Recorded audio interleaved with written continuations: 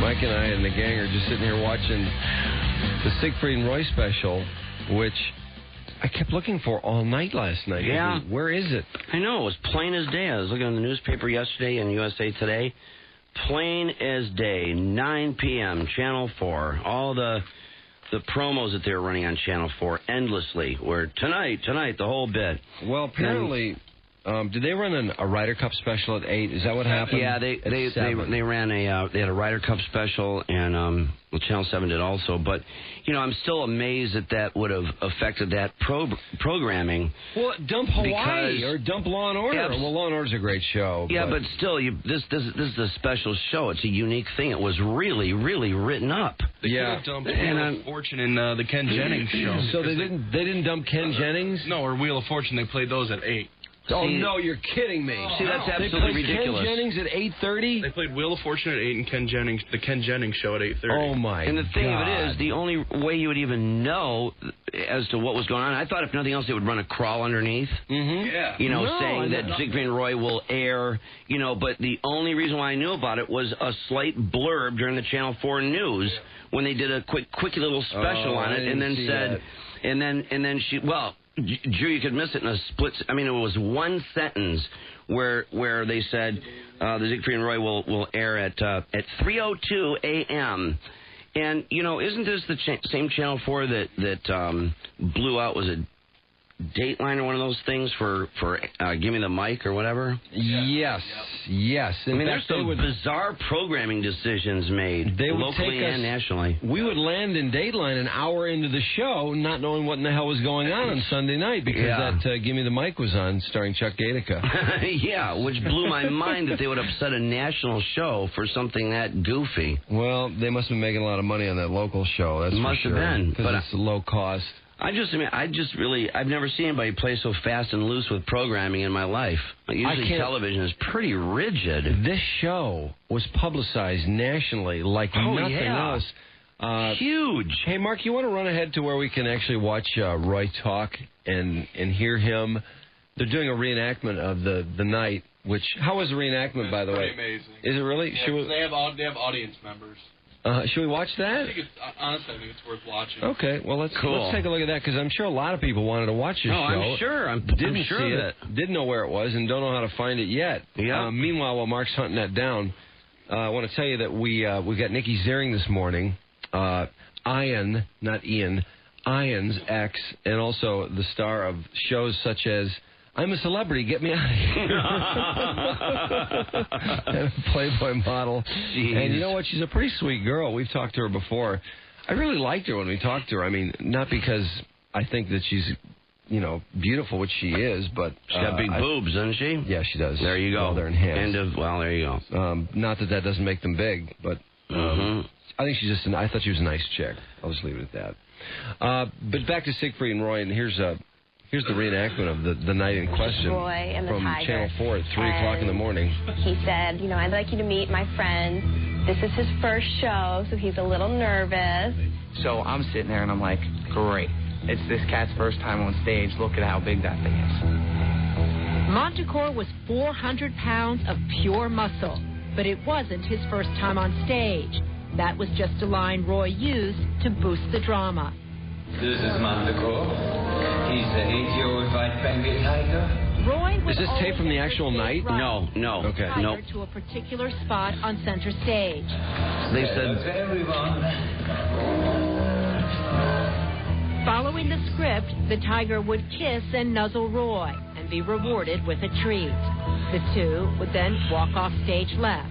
She left the part where he fantasizes about Siegfried when he's kissing the lion. He didn't follow the routine. Now. The tiger started walking away from Roy. There was some sort of commotion between the tiger and Roy. Something happened. What happened next remains unclear. Everyone in the theater had a slightly different take. But the fact is, by the time they reached center stage, both Roy and Montecore were out of routine. To get Montecore's attention and back into routine, Roy used his standard technique. You noticed Roy tapping the tiger on the snout with the microphone. By this time, Siegfried and several animal handlers had started moving in to help Roy. And that's when the tiger grabbed Roy's arm. They knew it. When Roy ordered the cat to release his arm, he did. But for whatever reason, Roy began to fall. Montecore then leaned into Roy and picked him up by the neck. The tiger bit him on the neck and just trotted off stage. Very nonchalantly, matter-of-factly. There was no blood. There was no screaming. There were no signs of struggle. Roy did not flail about or scream. It was eerily quiet. Oh, my God. But not backstage, where crew members faced a horrifying sight. Montecore, now back in routine, was headed to his cage, but was carrying Roy right along with him. Oh, by the neck. Running downstage. Acting on pure adrenaline, crew members jumped into action. When I got down there, I immediately grabbed Montecore by the tail and shifted his weight upstage. Using a nearby fire extinguisher, another crew member startled the cat. It's cold. It's loud. Oh, hit him with a fire extinguisher. I hear somebody say he's free. And the moment he was, an electrician raced to Roy's aid. All I knew from then on is that I started life-saving. Yeah, get an electrician by all means. Get an electrician. Everywhere. I started moving his hair out of the way, and I could see where the blood was coming from. There was a major gash here in his throat that I plugged with my left hand. Oh, pandemonium. As stagehands worked furiously backstage to staunch the flow of blood, a frantic Siegfried moved to the other side of the curtain medical people to address there. an audience sitting in stunned disbelief. Here comes Siegfried, visibly upset. He said, very much in a rush, I'm sorry, we're going to have... Now, imagine this. Okay, first of all, let's not be idiots about this. These guys are lovers. They have been for a long time. Oh, God. Yeah, it's well documented. Even on I haven't seen chemistry like that since Rosie. Documentaries with them, even their own documentaries. It's plainly obvious that they have a relationship. I mean, I mean, the furnishings, the way they talk, the way they interact. I mean, it's pretty obvious. But hey, they're a great couple. Yeah, they suit each other very well. And I don't care. I mean, that's I don't fine. care. Hey, I've always said as long as nobody gets hurt, I don't care. They got a great life together. This guy's lover has just been bitten and carried across the stage. He knows this horrific thing is going on, and yet he's got to address the stage. Can you imagine how hard that must have been for him at that moment? Yeah, exactly. All gay jokes aside and all that baloney, but not to can you imagine, your wife or your husband being dragged across the stage like that, and you are part of this act. Exactly, and you do have to explain it to the audience. That's just it. I mean, they're all out there. They've paid their money. They don't understand what's happened. So, yeah, and so not only is that like the equivalent of somebody's spouse, but also, I mean, these guys, I mean, look they came together when they were little kids, basically, and had an entire lifetime together. And he doesn't know, for all he knows, Roy's going to die. He doesn't know. Doesn't it sound like the tiger thought he was hurt and just wanted to take him backstage to his cage and take care of him? Kind of sounds like that. They say that the tigers, they carry their young like that, and they'll carry somebody injured away like that, so that tiger, it was just simply doing what it does. It takes them by the neck. You know how the mother kitten drags the other kittens around by the neck? That's all he was doing. Yeah, they were scared he didn't know. They were scared of the lady with the beehive haircut. Yeah. Wow, that's a deep story that was floating around. That story was floating around, and people were acting as if it was really a possibility. But anyway, looking in the reenactment for one of the reenactments. The beehive? To have a beehive haircut. I'm a little incredulous that Siegfried was able to collect himself and address the audience. But anyway, let's move on. I just wanted to point out how... Right, either the curtain's going up, and this is the greatest thing I've ever seen, or Roy's really hurt. Roy was in fact bleeding to death behind the curtain as quick-thinking crew members tried to apply pressure to his wounds. The whole time we were doing this, he's like, I got to get up. I got to go to my dressing room. And we're like, no, Roy, you need to sit right here. We need you to stay right here. At 8:19 p.m., in the midst of chaos, a calm call to 911 went out for help. We need paramedics at Siegfried Roy Theater. Aren't you surprised there's no medical people on staff right there also? Yeah. that stagehands would have had to dealt with that emergency. He said Roy was bitten by a tiger, by the way, to that call. Yeah, I'm very surprised. Animal bite. Rescue 12 responded to the Mirage Hotel on the 421 Delta. Response an animal bite. Rescue 12 copy. 8:24, less than 4 minutes after getting the call, the paramedics arrived. Wow, that's fast. There was 3 or 4 people sitting on him, holding him down and applying pressure to his neck.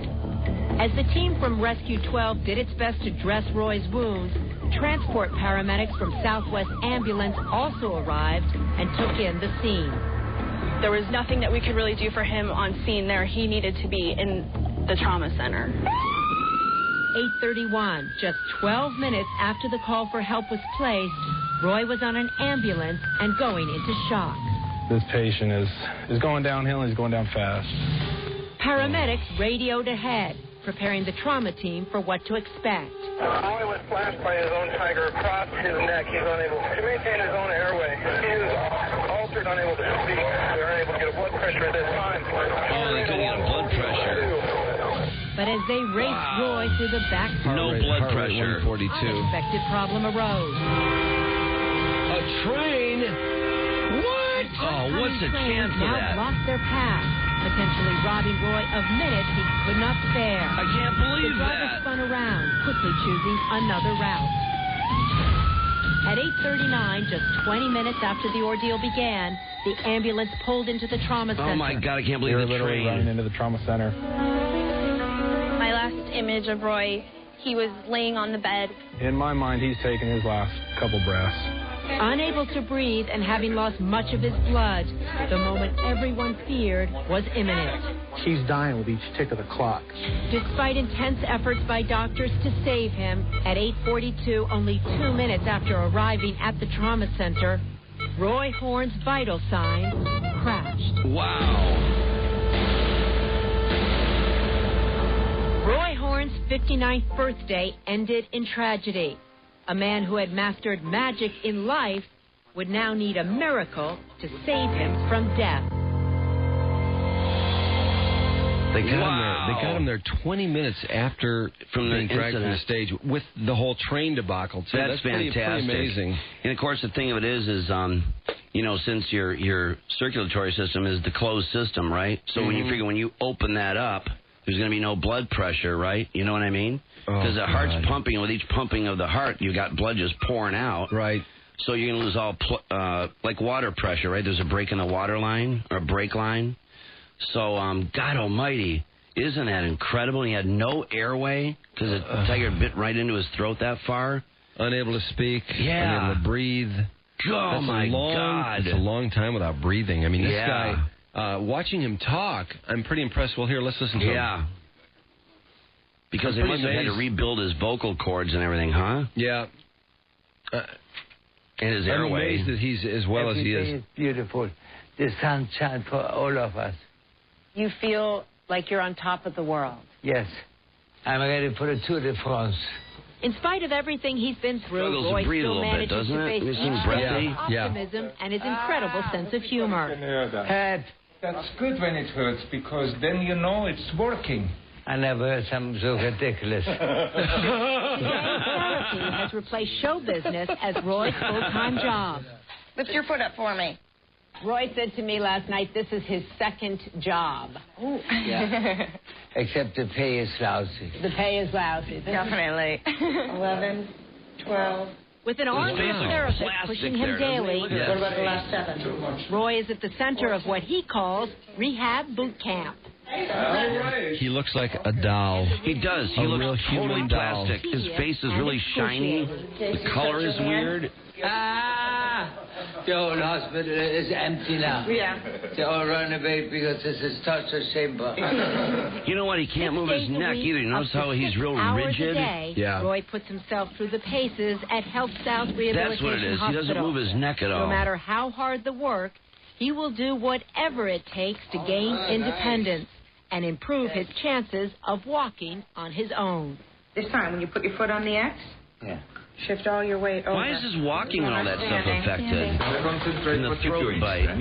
Brain damage. It is a harsh reality for Roy that when progress comes, it doesn't come easy. Not all the days are good days. There's a lot of stones in the road. Pause that for a second. I wanted to mention something. We've read a lot about how this rehab is going. A few rehab people apparently have had to quit because he was so difficult and so angry, and understandably, this guy, if you can imagine, proud man, having a life like he had, and then being reduced to this, and Siegfried himself literally had to remove himself from the situation at one point because he couldn't stand the bitching. Yeah. And moved him out of the Vegas house. They supposedly had separate wings, I don't care. Who knows? But I don't think he any longer lives in that house, does he, Mark? Is that right? I'll be darned. I'm not sure, but at one point they were claiming that they literally had to move him out because it was so upsetting and they couldn't get along because, Siegfried was trying to encourage him. Roy would get angry with him because he was trying his hardest. Yeah. And, we've seen this, I don't know if you saw the thing on Rebuilding the Family, where they had the father who smoked and said he quit smoking if his kid learned to walk again after he'd been in this accident. And the kid started to walk a little bit, and it wasn't good enough for the dad, so he didn't quit smoking, and the kid was appalled because here he tried so hard. Well, anyway, it's kind of an analogy, but anyway, what a difficult, impossible thing this is to go through this rehab where, you literally want to have a party because a guy takes a 2-inch step. And at the same time, that's all it is, It's not even anything close to living compared to what he used to have. Yeah, and look at his lifestyle the way it was before and look at now, And, of course, when you're in a medical environment, nothing is sacred, right? I mean, half the time you're nude. They know everybody knows everything about you. You're just reduced to rubble. But you also have to appreciate Siegfried, who has stayed with him to the bitter end, encourages him, is side by side with him all the way. I mean, there's some people, they can't take it and ends up in a divorce. They leave the person, all of that. His support has been just unwavering and terrific. Well, I'm sure that's what Roy Horn is living for. Oh, absolutely. Yes. What is there anything more we should take a look at quickly before we move on? But he looks like he's in tough shape, though. He can't move his neck. The one eye is strange. He's breathing weird. How about the plastic surgery, though? I mean, can you imagine? They must have had the best people work on him. Yeah. And he looks close to what he used to look like. Yeah. But you're right. He looks like it's not a human face. It looks like a doll face or something. Yeah, exactly. It's the strangest thing. Yeah, it is. It really is. Well, here they're doing some rehab now. Louder. All right. Roy's therapists, Mindy Conklin and Danielle Morcom, say the will of this former athlete is daunting. If I can do it, everybody can do it. And when Roy moved his paralyzed left leg for the first time, it was a monumental breakthrough. This is phenomenal, Roy. The look on his face was, you can tell, he's like, okay, this is really... Oh, that hat has to go. Why they put him in that hat? Mark just said to me, it's amazing how he can still get dressed so gay. Yeah. Well, I don't think it's saying it matter. Hey, give that soccer ball a decent kick. Yeah. Those are Roy's goals. Look at how clumsy the foot is. To achieve them. Boy, the brain damage is just intense. Yeah, it's just bad. It's every inch of my being. God, man, he really was. He basically died on the table for a second. All those things that you did as a baby. All right, you're doing it, man. And now he's got to focus and actually do it as an adult with a side of the body that doesn't want to listen. He's doing this exercise that, like a 3-year-old with a Fisher-Price set of donuts, on a rung would perform. I mean, how humiliating. Oh, I know it. And impossibly difficult and embarrassing this must be. I know the high-tech... when you look at the high-tech tricks that they used to do, and now it's just the simplistic 2-year-old type toys. I just like listening to words of encouragement from Siegfried. He should put out a tape of him just shouting, phrases of encouragement. Oh, what was he saying? You can do it. It's just the way he talks and stuff. It's just... Well, he's supporting him all the way. Yeah. God, how difficult. Yeah, that'd be awful. What pure hell. But he's alive, you know. I'm sure there are a lot of people who are listening who've been through this or have had a family member go through this. No doubt. What an unbelievable, No doubt. The balls, just the guts it takes to try to come back from something like this. Yeah. But, and every time I see Christopher Reeve, and that's what Roy's talking and his breath, his difficulty breathing reminded me of watching Christopher Reeve try to talk. It's true. It appears that he's really struggling to get enough breath to get words out. Yeah, I wonder if it's because they had to probably rebuild his airway, and there's just, boy, that's strange. Unless something else was affected. It's 6:29 at WRF. Drew and Mike, it's Thursday morning, and God, so much has happened. I've got this incredible hurricane, which we're going to hear more